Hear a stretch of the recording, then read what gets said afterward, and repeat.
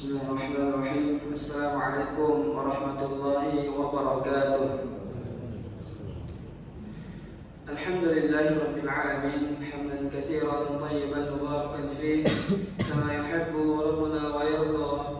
Asyhadu an la ilaha illallah wahdahu la syarika lah wa asyhadu anna Muhammadan 'abduhu wa rasuluh sallallahu alaihi wasallam. Alhamdulillah, segala puji syukur kita hanyalah milik Allah Subhanahu wa taala, karena Allah Subhanahu wa taala telah memberikan kita nikmat yang sangat banyak, nikmat yang berlimpah ruah yang telah Allah Subhanahu wa taala berikan kepada kita. Sehingga apabila kita berniat untuk mencoba menghitung nikmat-nikmat Allah Subhanahu wa taala, maka mustahil kita dapat untuk menghitungnya. Hal ini telah Allah Subhanahu wa taala kabarkan di dalam Al-Qur'an. Allah Subhanahu wa taala berfirman, "Wa in ta'uddu ni'matallahi la tuhsuha." Jikalau kalian sekali-kali mencoba untuk menghitung-hitung nikmat Allah Subhanahu wa taala, la tuhsuha, kata Allah, mustahil kalian mampu untuk menghitungnya. Kemudian selawat serta salam selalu kita haturkan kepada Nabi kita, Nabi Muhammad sallallahu alaihi wasallam, kepada para sahabat, kepada para tabi'in serta tabi'ut tabi'in, dan juga seluruh kaum muslimin yang senantiasa mencoba untuk mendekatkan diri kepada Allah Subhanahu wa taala. Para jamaah yang semoga dirahmati Allah Subhanahu wa taala, di antara nikmat-nikmat yang paling besar yang Allah Subhanahu wa taala berikan kepada kita adalah nikmat Islam dan juga nikmat iman. Kemudian di antaranya juga adalah Allah Subhanahu wa taala gerakkan hati-hati kita. Allah mampukan kaki kita untuk melangkah, untuk duduk di majelis ilmu, berkumpul di salah satu rumah dari rumah-rumah Allah Subhanahu wa taala. Di dalam suatu hadis Nabi sallallahu alaihi wasallam bersabda, "Man ijtama'a qaumun fi baitin min buyutillah yatluna kitaballah wa yatadarasuna bainahum illa nazzalat 'alaihimus sakinah." Barang siapa suatu kaum yang mereka berkumpul di salah satu dari rumah-rumah Allah Subhanahu wa taala, apa yang mereka dapatkan? Illa nazzalat 'alaihimus sakinah, tidak ada yang turun kepada mereka melainkan rasa ketenangan. Wa hafathumul malaikah, dan para malaikat menaungi mereka. Wa dzakarahumullahu fi man 'indah, dan Allah Subhanahu wa taala menyebut-nyebut mereka di hadapan makhluk-makhluk Allah Subhanahu wa taala. Kemudian di antara keutamaan menuntut ilmu, mendengarkan ilmu, adalah Allah Subhanahu wa taala mudahkan jalan seseorang untuk masuk ke surga Allah Subhanahu wa taala. Nabi sallallahu alaihi wasallam bersabda, "Man salaka tariqan yaltamisu fihi 'ilman, sahhalallahu lahu bihi tariqan ila al-jannah." Barang siapa yang mereka menempuh suatu jalan, yang mereka menempuh jalan tersebut untuk mendengarkan ilmu, mendengarkan ayat-ayat Allah Subhanahu wa taala dibacakan, dan hadis-hadis Nabi sallallahu alaihi wasallam disebutkan, sahhalallahu lahu bihi tariqan ilal jannah, maka Allah Subhanahu wa taala akan mudahkan jalan mereka untuk menuju surga Allah Subhanahu wa taala. Para hadirin yang semoga dirahmati Allah Subhanahu wa taala, di dalam suatu hadis Nabi sallallahu alaihi wasallam mengatakan, la yashkurullah man la yashkurun nas. Tidaklah seseorang itu disebut sebagai hamba yang pandai untuk bersyukur kepada Allah Subhanahu wa taala apabila dia lupa untuk berterima kasih kepada manusia. Maka untuk itu kami ucapkan jazakumullahu khairan. Terima kasih banyak kepada DKM Masjid Mauridiyah dan juga kepada para jamaah sekalian yang telah mengizinkan kami untuk duduk di sini, yaitu dalam rangka untuk memberikan sedikit wasiat atau nasihat, yang mana nasihat ini kami tujukan untuk diri kami pribadi dan para jemaah sekalian. Namun sebelum itu, izinkan saya untuk memperkenalkan diri terlebih dahulu. Nama saya Hafizan, saya berasal dari Sambas, dan alhamdulillah sekarang saya merupakan mahasiswa semester akhir di perkuliahan Tahfiz Ma'had Al-Aiman. Sedikit tentang Ma'had Al-Aiman, dia merupakan suatu yayasan pendidikan yang tentunya berlandaskan dengan Al-Quranul Karim dan juga hadis Nabi Sallallahu Alaihi Wasallam, yang di dalamnya memiliki berbagai jenjang. Di antaranya ada PAUD, TK, SD, SMP, dan juga SMA hingga perkuliahan.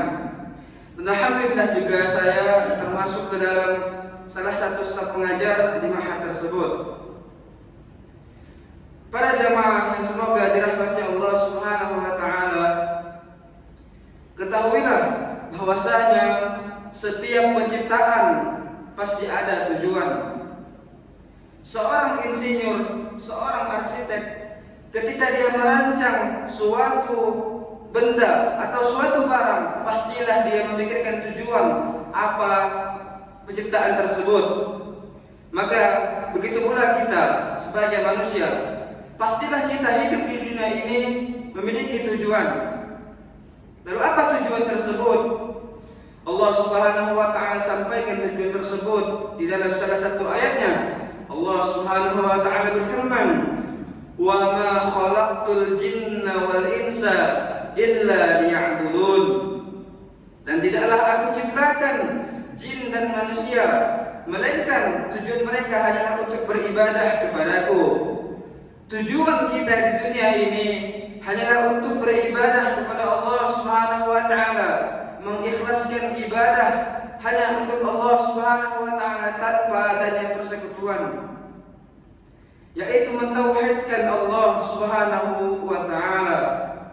Tauhid ini adalah poros utama di dalam agama Islam, sekaligus hak tertinggi Allah Subhanahu wa taala yang wajib ditunaikan oleh setiap hambanya. Tauhid bukan hanya sekedar konsep ilmu, melainkan dia hakikat dari tujuan penciptaan. Oleh karenanya Allah Subhanahu wa taala mengutus para rasul, dan oleh karena tauhid ini Allah Subhanahu wa taala turunkan kitab-kitab suci di muka bumi ini. Di dalam perjalanan hidup seorang muslim, tauhid ini memiliki banyak fungsi. Di antaranya yang pertama adalah puncak dari keutamaan tauhid adalah jaminan Allah Subhanahu wa taala di akhirat. Jika seseorang menutup usianya dengan mentauhidkan Allah, pasti dia akan masuk ke dalam surga Allah Subhanahu wa taala. Di dalam suatu hadis Nabi sallallahu alaihi wasallam mengatakan, "Man kana akhiru kalamihi la ilaha illallah." Barang siapa yang menutup perkataannya, yaitu menutup usianya dengan kalimat tauhid, la ilaha illallah, dakhala al-jannah, kata Nabi sallallahu alaihi wasallam, pasti dia akan masuk ke dalam syurga Allah Subhanahu wa taala. Kemudian yang kedua adalah tauhid ini menjadi satu-satunya kunci untuk meraih keselamatan dan juga ridha Allah Subhanahu wa taala. Kemudian yang ketiga adalah tauhid ini menjaga hati agar tetap teguh dan juga tetap istiqamah di atas kebenaran. Kemudian yang keempat, tauhid ini menjadi sumber hidayah dan menuntun langkah manusia untuk keluar dari kegelapan kekufuran dan juga kesyirikan menuju cahaya ilmu dan cahaya hidayah dari Allah Subhanahu wa taala.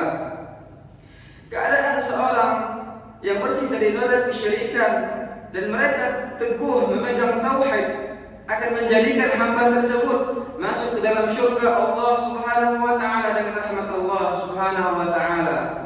Dan pada akhirnya seluruh simpul petunjuk dan juga gerak dakwah akan bermuara pada satu tujuan pokok yang agung ini, yaitu mentauhidkan Allah Subhanahu wa taala. Para jamaah yang semoga dirahmati Allah Subhanahu wa taala, seseorang ketika belajar mestilah dia mengetahui pengertian atau penjelasan terkait hal yang akan dipelajarinya. Maka di sini kami sedikit membawakan tentang pengertian tauhid. Pengertian tauhid ini di dalam bahasa Arab adalah masdar yang berasal dari kata wahada yuwahidu tauhidan, yaitu membuat sesuatu itu menjadi satu.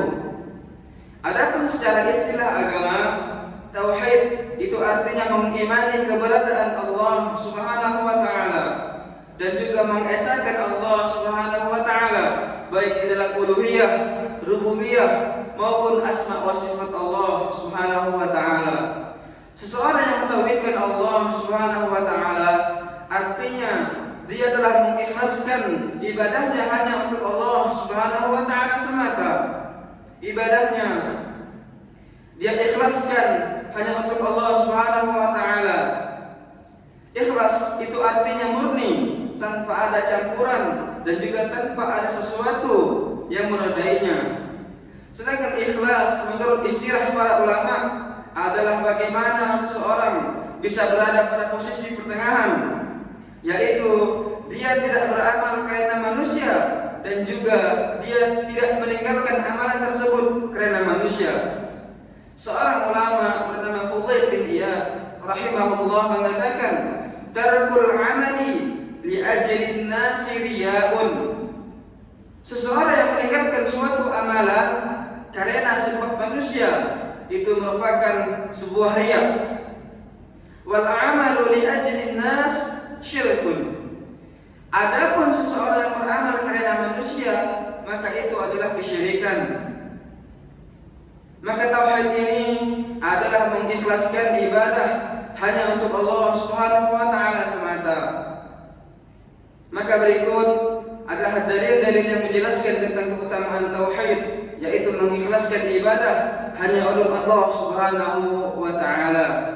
Dalil yang pertama adalah Allah Subhanahu wa taala firmankan pada Quran surah Az-Zariyat ayat ke-56 yang telah kita bacakan tadi.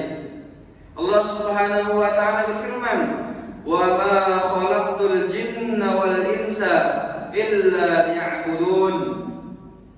Dan tidaklah aku menciptakan jin dan manusia kecuali untuk beribadah kepadaku, kata Allah Subhanahu wa taala. Ayat ini menjelaskan tentang tujuan awal penciptaan jin dan manusia.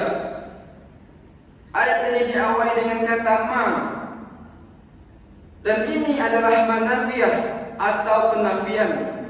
Kemudian setelahnya diikuti dengan isbat, yaitu penetapan melalui kata illa.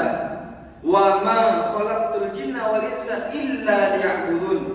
Bentuk kalimat ini mengandung makna pembatasan dan juga penetapan yang sangat kuat. Bentuk kalimat ini itu serupa dengan bentuk kalimat la ilaha illallah, yang menunjukkan tiada Tuhan yang berhak disembah melainkan hanya Allah Subhanahu wa taala. Maka ayat ini menegaskan bahwasanya tidak ada tujuan lain di dalam penciptaan jin dan makhluk kecuali hanya untuk beribadah kepada Allah Subhanahu wa taala semata. Di dalam ayat ini pula Allah Subhanahu wa taala sebutkan, "Aku tidak menciptakan jin dan manusia." Disebutkan jin terlebih dahulu sebelum manusia, dikarenakan jumlah jin itu lebih banyak daripada manusia dan keberadaan mereka lebih awal menghuni dunia ini sebelum datangnya manusia. Adapun menciptakan atau al-khalqu itu adalah mutlak perbuatan Allah Subhanahu wa taala. Oleh karena itu, setiap makhluk dilarang menyematkan kata pencipta ini kepada makhluk yang lainnya, baik itu batu, pohon, matahari, bintang, bulan, nabi atau bahkan malaikat sekalipun. Allah Subhanahu wa taala menantang kaum musyrikin yang mereka menyembah selain Allah Subhanahu wa taala untuk menunjukkan apa yang diciptakan oleh Tuhan mereka tersebut. Dalam suatu ayat Allah Subhanahu wa taala berfirman, "Hadza khalqullah fa'aruni madza khalaqal ladzina min dunih." Inilah ciptaan Allah Subhanahu wa taala, maka perlihatkanlah olehmu kepadaku, kata Allah Subhanahu wa taala. Allah menantang, maka perlihatkanlah olehmu kepadaku apa yang telah diciptakan oleh Tuhan-Tuhan kalian tersebut, kata Allah Subhanahu wa taala. Kemudian terkait dengan makna ibadah yang Allah Subhanahu wa taala ciptakan jin dan manusia karenanya, dia memiliki dua makna. Yang pertama adalah makna secara umum, kemudian yang kedua adalah makna secara khusus. Yang pertama, makna ibadah secara umum itu adalah segala sesuatu yang diciptai oleh Allah Subhanahu wa taala, baik hal tersebut berupa ucapan maupun perbuatan, baik dalam hal lahir maupun batin, yang tampak ataupun tidak. Dan indikasi bahwasanya Allah Subhanahu wa taala cinta terhadap sesuatu tersebut adalah Allah Subhanahu wa taala perintahkan hambanya untuk mengerjakannya, dan juga Allah Subhanahu wa taala puji para pelakunya. Kemudian yang kedua adalah makna ibadah secara khusus. Itu adalah tauhid, yaitu mengikhlaskan ibadah hanyalah untuk Allah Subhanahu wa taala. Hal ini sebagaimana diriwayatkan dari Ibnu Abbas radhiyallahu anhu yang dinukil oleh Imam Al-Baghawi rahimahullah, yaitu kata ibadah di dalam Al-Qur'an itu bermakna tauhid, yaitu mengesahkan Allah Subhanahu wa taala. Maka tujuan utama dari penciptaan jin dan juga manusia adalah untuk beribadah kepada Allah Subhanahu wa taala. Maka memahami ayat yang agung ini seharusnya menyadarkan kaum muslimin, menyadarkan kita semua bahwasanya tujuan hidup kita bukan hanya sekedar gurau, bukan hanya mengejar ketenaran, bukan hanya mengejar uang, mengumpulkan uang, menuruti kesenangan dan juga syahwat. Akan tetapi Allah Subhanahu wa taala mengatakan, "Afa hasibtum annama khalaqnakum 'abatha?" Apakah kalian mengira bahwasanya kalian diciptakan secara sia-sia, hanyalah untuk main-main saja, kata Allah Subhanahu wa taala. Kemudian di dalam ayat lain Allah Subhanahu wa taala kembali berfirman, "Ayahsabul insanu ayyusraka sudah?" Apakah manusia itu mengira bahwasanya dia akan dibiarkan begitu saja? Maka pertanyaan ini bukanlah pertanyaan yang untuk dijawab, melainkan pertanyaan yang untuk direnungkan, untuk difikirkan. Bahwasanya tujuan kita diciptakan itu bukan hanya sekedar untuk bersenda gurau, bukan hanya untuk bermain, bukan hanya untuk bekerja, melainkan tujuan terbesar kita diciptakan di muka bumi ini adalah untuk beribadah kepada Allah Subhanahu wa taala. Kesadaran akan tujuan hidup ini akan menuntun setiap muslim untuk menjaga kemurnian tauhidnya dan juga menjauhi segala bentuk kesyirikan kepada Allah Subhanahu wa taala. Para jemaah yang semoga dirahmati Allah Subhanahu wa taala. Kemudian dalil yang kedua yang menyebutkan tentang sebab diutusnya para nabi dan rasul. Allah Subhanahu wa taala firmankan pada Quran surah An-Nahl ayat ke-36. Allah Subhanahu wa taala berfirman, "Wa laqad ba'atsna fi kulli ummatin rasulan an i'budullaha wajtanibut taghut."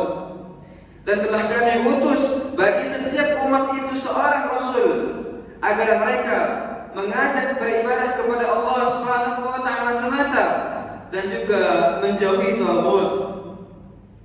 Ayat ini menunjukkan bahwasanya tujuan diutusnya setiap rasul adalah untuk mengajak umatnya untuk mentauhidkan Allah Subhanahu wa taala serta menjauhi kesyirikan, yaitu mencampur adukan beribadah kepada Allah Subhanahu wa taala dan juga beribadah kepada makhluknya.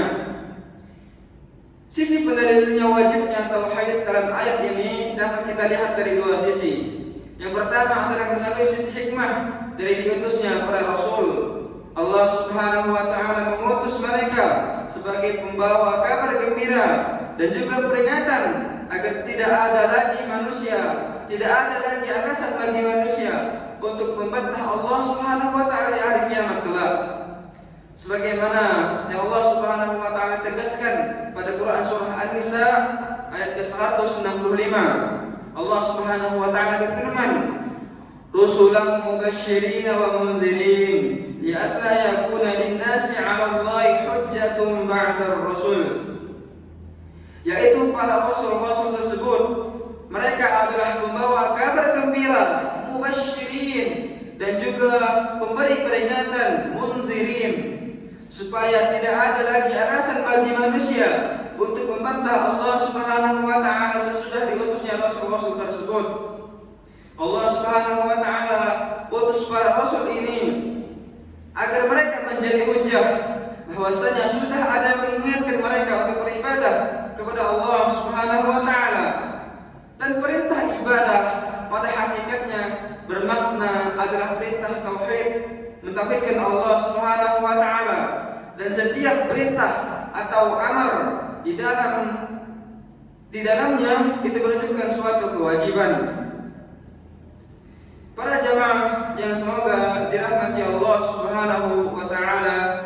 Kemudian dalil yang ketiga yang menunjukkan pentingnya untuk mentauhidkan Allah serta menunjukkan hak, siapa yang paling besar hak dari setiap hamba yang harus ditunaikan adalah Allah Subhanahu wa taala firmankan di dalam Quran surah Al-Isra ayat ke-23. Allah Subhanahu wa taala mengatakan, "Wa qadha rabbuka alla ta'budu illa iyyahu wa bil walidayni ihsana.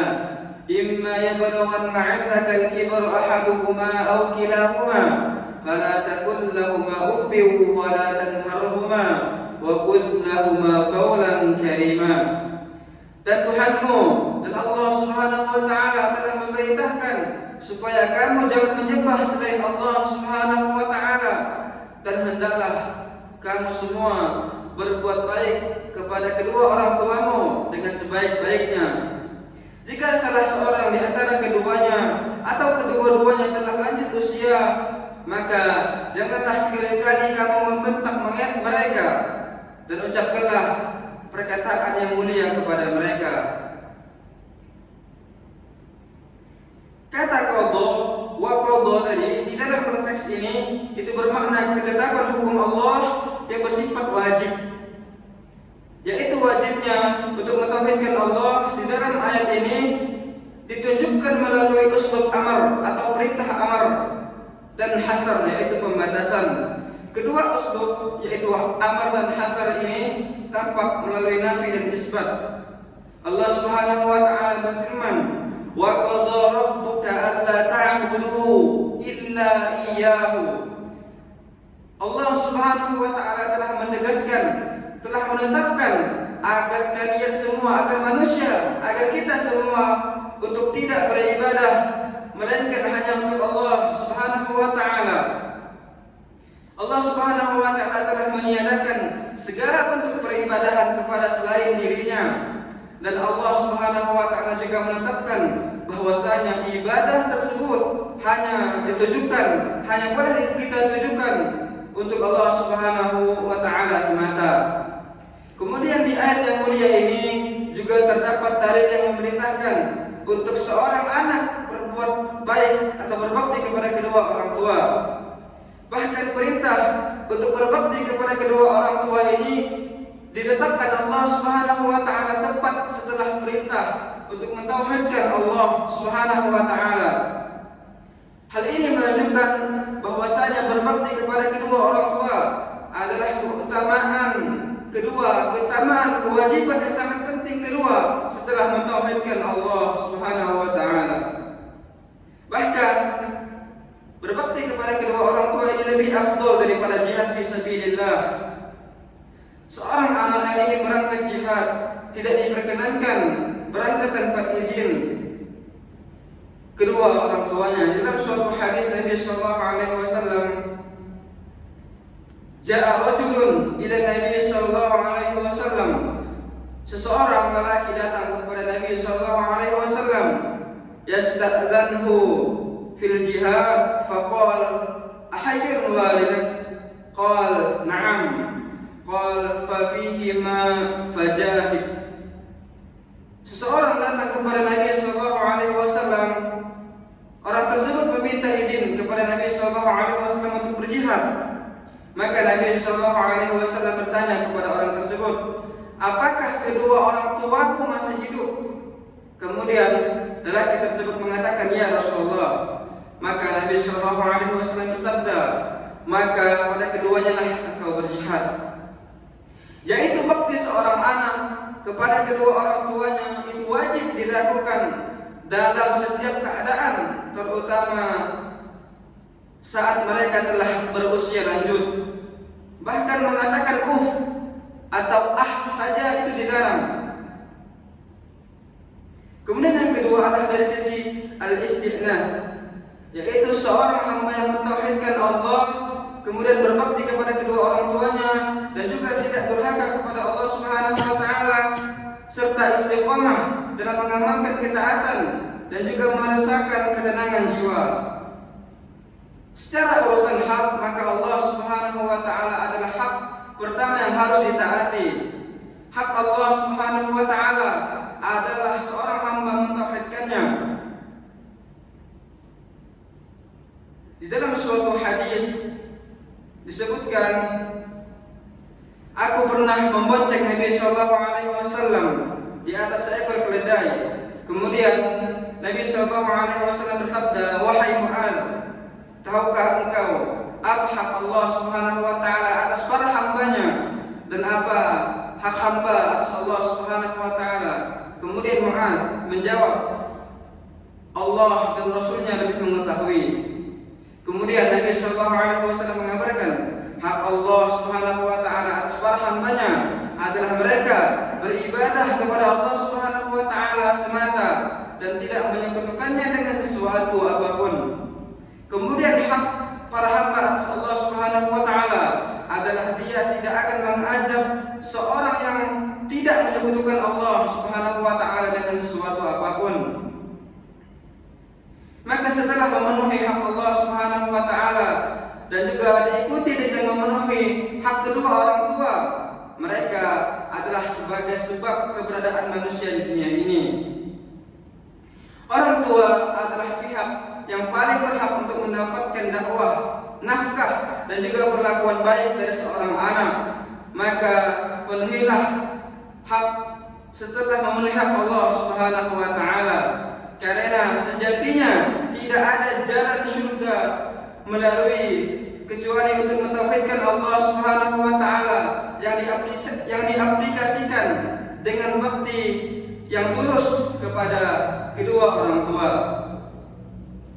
Para jamaah yang semoga dirahmati Allah Subhanahu wa taala, maka dari apa yang disampaikan semoga menjadikan kita seorang manusia, seorang makhluk, seorang hamba yang memahami hakikat dari penciptaan kita semua, yaitu kita diciptakan di muka bumi ini hanyalah untuk beribadah kepada manusia, hanyalah untuk beribadah kepada Allah Subhanahu wa taala, bukan kepada manusia, makhluk ataupun malaikat sekalipun. Semoga Allah Subhanahu wa taala mengampuni dosa-dosa kita semua, mengampuni dosa orang tua kita, mengampuni dosa guru-guru kita, dan mengampuni seluruh dosa kaum muslimin yang mereka mencoba untuk terus ketaatan kepada Allah Subhanahu wa taala.